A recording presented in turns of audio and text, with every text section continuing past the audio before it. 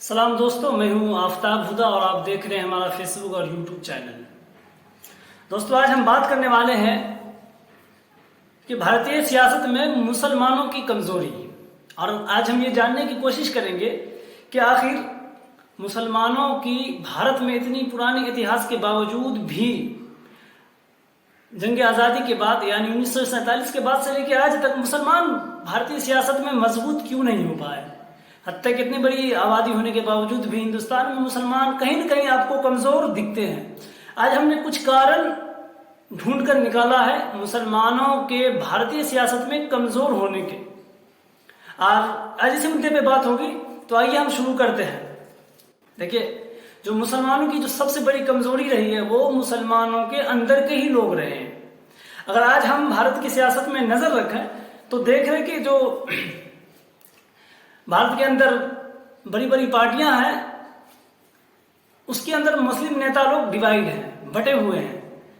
और वहीं जो मुस्लिम पार्टियां एक दो भारत के अंदर है जिनके पास 2, 4, 5 सीटें हैं, देखिए उनके खिलाफ जो है वही मुस्लिम नेता जो अदर पार्टियों में मौजूद हैं, जो मुसलमान नुमाइंदगी कर रहे हैं, वो क्या करते हैं कि आम मुसलमानों को भड़काते हैं कि ये जो तुम्हारा मसीहा बना फिर रहा है, दरअसल ये जो पार्टी सरकार में रहती है उसी का नाम लेकर के कि ये इसकी बी टीम है। उदाहरण के तौर पे आप देख ले, मैं आपको बता दूं, हैदराबाद के IMIM के चीफ प्रेसिडेंट असदुद्दीन ओवैसी के बारे में मैंने उसका पूरा आर्टिकल पढ़ा है और मैंने उस पर आज रिसर्च करके उस पर मैंने कुछ स्टोरी बनाई। कि उसके बारे में कहा जाता है कि वो बीजेपी की बी टीम है। जब मैंने अपने दोस्त से पूछा कि भाई तुम्हें कैसे पता कि वो बीजेपी की बी टीम है, तो उन्होंने कहा कि आप एक बात गौर किए हैं। हमने कहा बताइए। तो उन्होंने कहा कि आपने देखा है कभी कि ओवैसी को जो है कभी कोई पुलिस उठा कर ले गई हो, या कभी ओवैसी के ऊपर CBI, CID, ED फलाना ढिमकाना कुछ भी हो, आज तक इंक्वायरी हो? मैंने कहा भाई इस पर तो इंक्वायरी नहीं हुआ। उन्होंने कहा देखिए सबसे बड़ा यही कारण है, जो बीजेपी के खिलाफ रहेगा समझिए उसके ऊपर इंक्वायरी होगी। मैंने कहा वो कैसे? उन्होंने कहा कि आप दिल्ली के अंदर देख ले, आप बिहार के अंदर देख ले, आप महाराष्ट्र के अंदर देख ले कि जो विपक्ष पार्टी बीजेपी के खिलाफ थी उसके ऊपर इंक्वायरी हुई, लेकिन ओवैसी पर आज तक इंक्वायरी नहीं हुई और ओवैसी आज तक जेल नहीं गए। फिर मैंने दोबारा से डिटेल्स को खंगाला तो पता चला कि जो ओवैसी साहब हैं वो भी कई दफे जेल जा चुके हैं और उसके भाई के ऊपर कई सारे मुकदमात आज भी चल रहे हैं जिनका नाम अकबरुद्दीन ओवैसी है। तो देखिए मुसलमानों के जहन को मुसलमान ही खराब कर रहे हैं। और मुसलमानों की जो सबसे बड़ी कमजोरी है भारतीय सियासत में वो ये है कि जो अदर पार्टियों में जो मुस्लिम नेता है, एक तो पहली बात वो मुसलमानों पे होने वाले जुल्म सितम के खिलाफ कुछ नहीं बोलते। दूसरा, जब इलेक्शन के वक्त में कोई मुस्लिम नेता मुस्लिम पार्टी की नुमाइंदगी करके आते हैं तो उसके खिलाफ मुस्लिम नेता ही खड़े हो जाते हैं जो दूसरे पार्टी होते हैं, और वो मुसलमानों को भड़काते हैं कि तुम इसको वोट मत दो, ये मुस्लिम करता है, इसकी वजह से भारत में मुसलमानों को और ज्यादा परेशान किया जाएगा।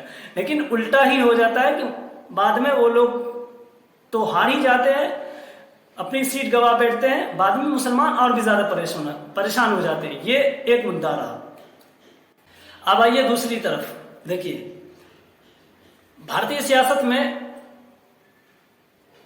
ताकतवर होने के लिए आपको सबसे पहले तंजीम साजी करनी पड़ती है। अपने संगठनों को गठन किया जाता है, छोटा से लेकर बड़ा बड़ा संगठनों से मिल करके बड़ी बड़ी गांव के अंदर, कस्बे के अंदर, डिस्ट्रिक्ट के अंदर आपको यूनियन, कौंसल या दीगर चीजें बना करके आपको पार्टी बनानी पड़ती है और तब जा करके आप एक पार्टी के तौर पे उभरते हैं। मैंने रिसर्च किया कि आखिर आज तक कोई भी एक मुस्लिम पार्टी लोकसभा के अंदर 10 सीट क्यों नहीं लेकर के आ पाई। तो मुझे पता यह लगा कि जो भी मुस्लिम पार्टियां सीट लेकर के आने की कोशिश करती है तो जैसे ही वो थोड़ी सी तगड़ी होती है, मजबूत होती है, या किसी एरिया में मुसलमान थोड़ा मजबूत रहता है तो वहां पर कुछ ऐसे हालात हो जाते हैं कि मुसलमानों को 20 साल 25 साल पीछे धकेल दिया जाता है। इसी बात पर हमने आज रिसर्च किया और जानने की कोशिश की। सबसे पहला मैं आपको बता दूं, जो सबसे पहला है वो है कश्मीर के मुसलमानों के हालात। मैं आपको बता दूं क्यों। देख ले, 1948 से लेकर आज तक कश्मीर के मुसलमानों के हालात बिल्कुल भी नहीं बदले हैं। वहां 1948 में भी आतंकवादी हमले हो रहे थे, पाकिस्तानी हमले हो रहे थे और आज भी वहां हो रहे हैं। और इस कारण से कश्मीरी मुसलमान और कश्मीर का जो नेता है वो भारतीय मुसलमान की तो छोड़े, वो खुद अपने कश्मीरी मुसलमानों की भी आवाज नहीं उठा पाते, क्योंकि उन्हें कभी नजर बंद कर दिया जाता है और उन्हें कभी जेलों में बंद रखा जाता है, तो कभी उन्हें टिकट ही नहीं मिलता। मैंने पता किया कि ऐसा क्यों होता है।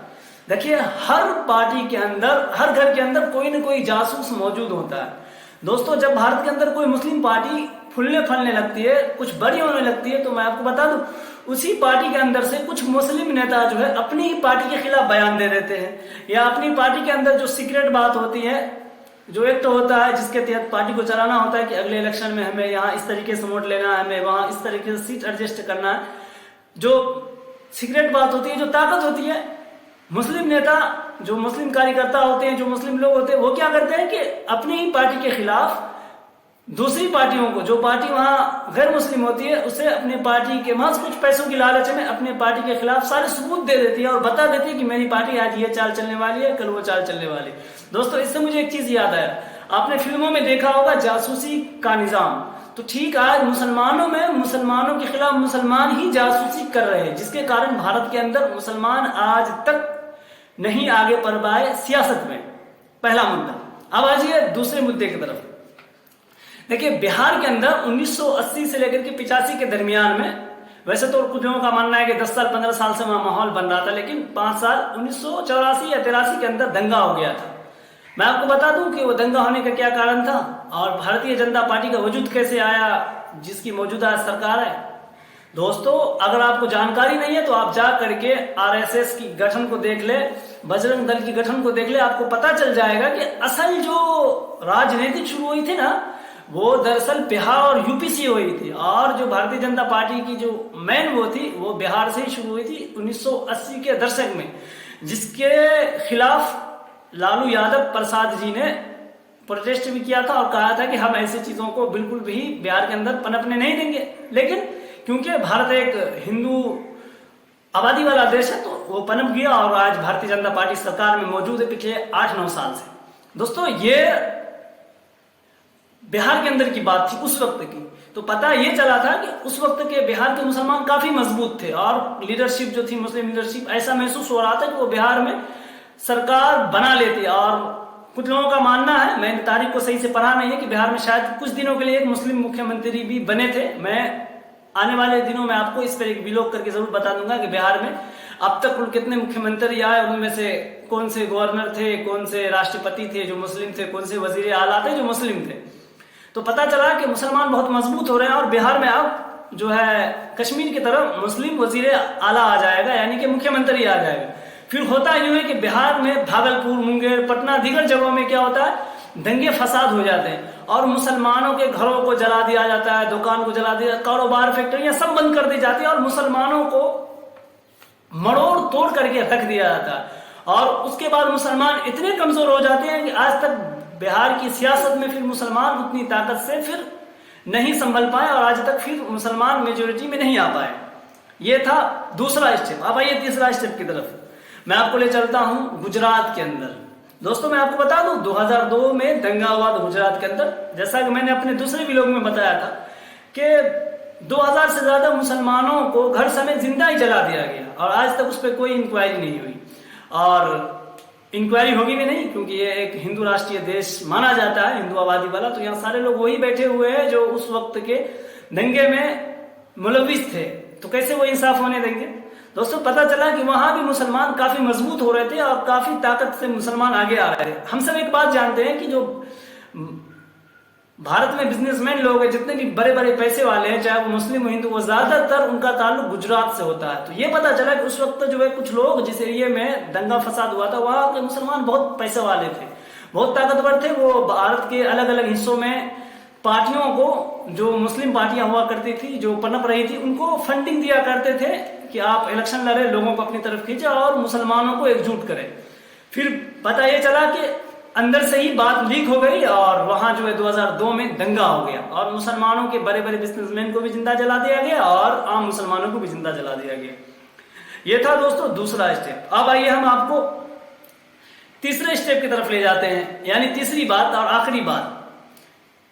आपको मालूम होगा 2022 में, यानी पिछले साल, आज से कुछ ही दिन पहले, कुछ ही महीने पहले केरला के अंदर पॉपुलर फ्रंट ऑफ इंडिया नाम से एक तंजीम चल रही थी, उसको बैन कर दिया गया और उस पर आरोप ये लगाया गया कि इन्होंने ISI से, अलकायदा से, SI से फंडिंग ली है और ये लोग फंडिंग ले करके भारत के अंदर क्या कर रहे हैं, आतंकवादी गतिविधियों को सपोर्ट कर रहे हैं और बढ़ा रहे हैं, और ये नाम लेकर के पॉपुलर फ्रंट ऑफ इंडिया को बैन कर दिया गया।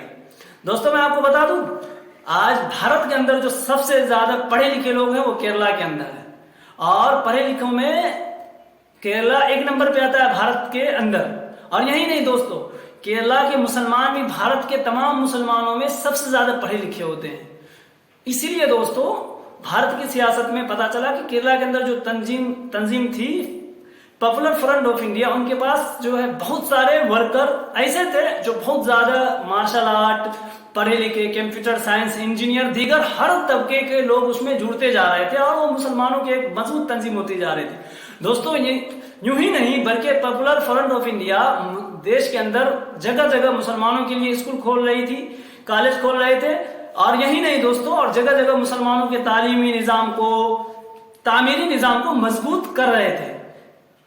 तो उसी के अंदर से कुछ लोगों ने अपनी बात को, यानी कुछ पैसे के लालच में हमारी सरकार को बता दिया कि देखिए यहाँ पर हमारे मुसलमान भाई अपने मुसलमानों को एक करने की बात कर रहे हैं, मुसलमानों को जोड़ रहे हैं, मुसलमानों को तालीम दे रहे हैं, शिक्षा दे रहे हैं, और मुसलमानों को डॉक्टर इंजीनियर बना रहे हैं, पॉलिटिक्स से मिलाने की कोशिश कर रहे हैं, पैसे से, वो हर कुछ से। फिर क्या हुआ, उस पर ISI का, अलकायदा का, ISI का और दीगर तंजीमों का बहाना लगाकर सरकार ने पिछले साल उसको बंद कर दिया और बैन कर दिया और कहा कि आप इंक्वायरी हो रही है। ताकि इससे पहले जितनी भी इंक्वायरी उस पर हुई, उस पर कुछ भी साबित नहीं हुआ कि वो दहशतगर्द तंजीमों से फंडिंग ले रहे या दहशतगर्द तंजीमों से उनका कोई राबता है। तो दोस्तों जो मुसलमानों की हालत भारत की सियासत में है वो मुसलमानों की ही वजह से है। अब आइए आखिरी बात की तरफ। कल जो है और जमीयत उलमा हिंद के सदर जो है, वैसे तो उसमें 2 लोग हैं, एक महमूद मदनी और एक अरशद मदनी साहब। मैंने उस पर आज एक कमेंट भी किया था उसके होम पेज पे जा करके कि मैं इसकी शदीद अल्फाज में मजम्मत करता हूं कि आप दूसरों को तालीम दे रहे हैं, बल्कि आपको ये चाहिए था कि आप मुसलमान सियासतदानों से मिलते और उनसे कहते कि आप एक होकर करके आए मैदान में, ताकि भारत में मुसलमानों पे जुल्म और सितम कम हो सके। दोस्तों वो कल एक पंडित जी से मिल रहे थे, मुझे उनके मिलने पे मुझे कोई एतराज नहीं है। असल मुझे इस बात पर एतराज है, और मैं ये कहता रहूंगा कि आप किनसे मिल रहे हैं।